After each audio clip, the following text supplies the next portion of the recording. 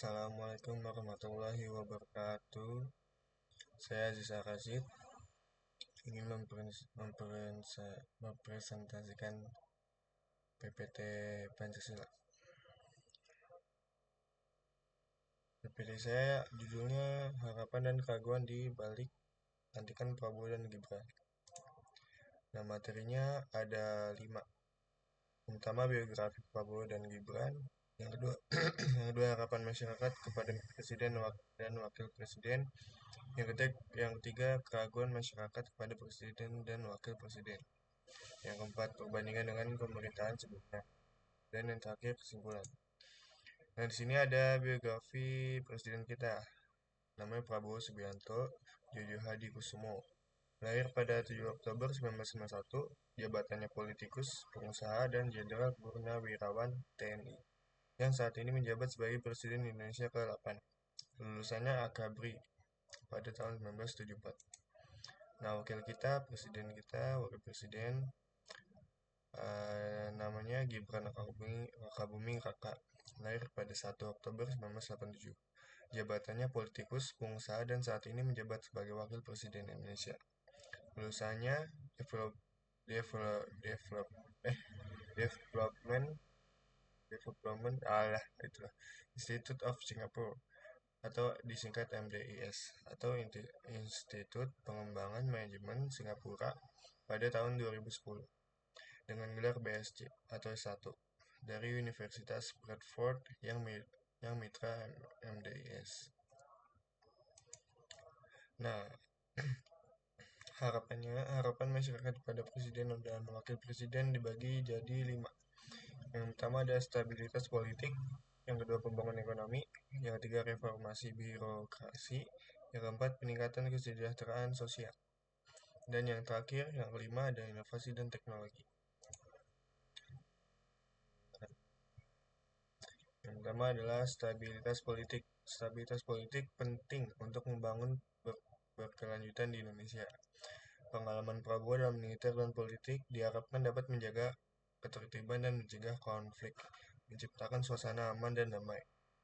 Yang kedua, pembangunan ekonomi.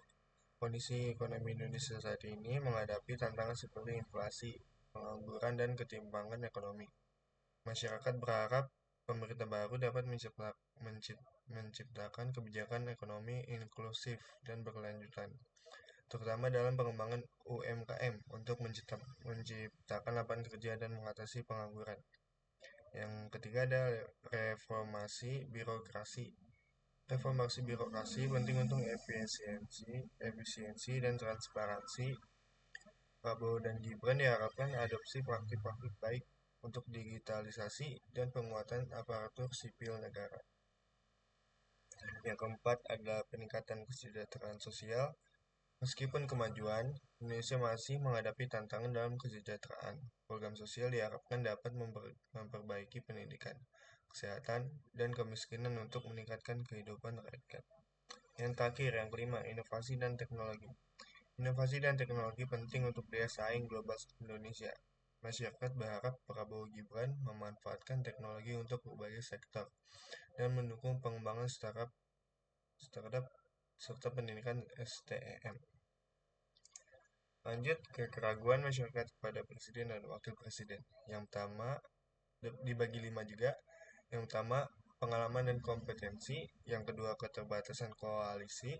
Yang ketiga, isu HAM dan demokrasi. Yang keempat, tantangan eksternal. Yang kelima, respon masyarakat. Ya, jelasin yang pertama tadi pengalaman dan kompetensi. Profil Gibran, kakak buming kakak, sebagai putra Presiden Joko Widodo masih baru dalam politik. Usianya muda dan pengalaman terbatas, menimbulkan keraguan tentang kemampuannya sebagai wakil presiden, terutama dalam menangani isu-isu kompleks yang dihadapi pemerintah. Gibran dihadapkan pada tantangan seperti kebijakan ekonomi dan hubungan luar negeri. Mempertanyakan kemampuannya dalam mengambil keputusan tepat dan strategis dalam situasi yang memerlukan keahlian dan pengalaman yang mendalam. Yang kedua, keterbatasan koalisi. Koalisi politik Prabowo Gibran beragam, tapi tapi perbedaan dan keterbatasan dapat menghambat kebijakan yang diinginkan dan menyebabkan ketidakstabilan politik yang merugikan pemerintah. Yang ketiga ada isu HAM dan demokrasi. Prabowo Subianto dikenal kontroversial terkait HAM.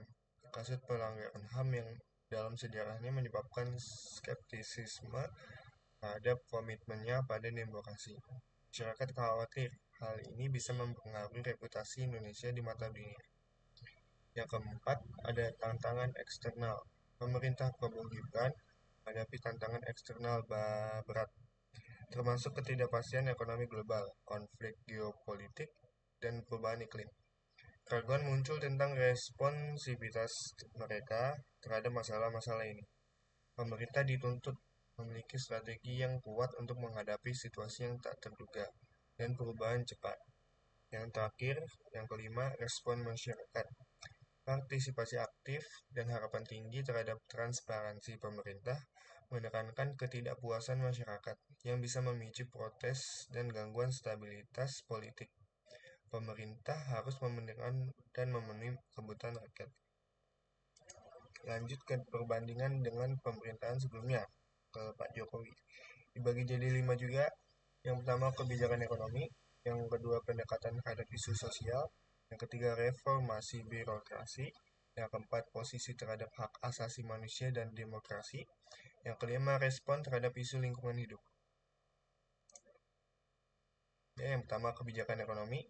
Program infrastruktur Jokowi meningkatkan konektivitas dan ekonomi. Sementara Prabowo Gibran fokus pada ketahanan ekonomi, pertanian, dan industri dalam negeri. Dengan harapan pemberdayaan lokal dan menciptakan lapangan kerja yang lebih efektif. Yang kedua adalah pendekatan terhadap isu sosial. Pemerintah Jokowi menerapkan program sosial seperti KIP dan Kartu Sembako. Prabowo Gibran diharapkan memperkuat program tersebut dengan fokus pada pengentasan kemiskinan dan layanan dasar yang terintegrasi dan berbasis data. Yang ketiga adalah reformasi birokrasi. Jokowi mulai reformasi birokrasi, tapi kemajuan dianggap kurang. Prabowo Gibran dengan harapan perubahan melalui digitalisasi pelayanan publik untuk dampak positif yang lebih nyata. Yang keempat ada posisi terhadap hak asasi manusia dan demokrasi. Kritik terhadap Jokowi terkait hak asasi manusia. Prabowo Gibran menghadapi tantangan terkait rekam jejak-jejak hak asasi manusia. Komitmen pada hak asasi manusia dan demokrasi penting bagi pemerintah. Yang kelima adalah respon terhadap isu lingkungan hidup. Jokowi fokus pada infrastruktur meskipun tantangan lingkungan. Prabowo Gibran diharapkan prioritaskan isu lingkungan dan dorong pembangunan berkelanjutan. Integrasi ekonomi lingkungan, praktik ramah lingkungan. Kesimpulannya, presentasi ini pelantikan Prabowo Subianto dan Gibran Rakabuming Raka sebagai Presiden dan Wakil Presiden Indonesia pada 2024 membawa harapan dan tantangan besar. Masyarakat menginginkan perubahan positif dalam politik, ekonomi, dan kesejahteraan. Namun, ada juga keraguan, seperti pengalaman Gibran dan komitmen Prabowo terhadap hak asasi manusia. Prabowo diharapkan memberikan ketegasan dalam kebijakan keamanan, sementara Gibran diharapkan membawa perspektif segar. Kebijakan inklusif, reformasi birokrasi, program sosial terintegrasi, dan keberpihakan pada lingkungan harus diutamakan. Penting pula menghadapi isu hak asasi manusia dan demokrasi dengan serius. Keberhasilan pemerintahan Prabowo Gibran tergantung pada kemampuan mendengarkan rakyat dan menerjemahkan harapan mereka kebijakan konkret. Masyarakat yang kritis akan terus mengawasi, namun dengan komitmen, Indonesia memiliki peluang menuju masa depan yang lebih baik. Sekian, terima kasih.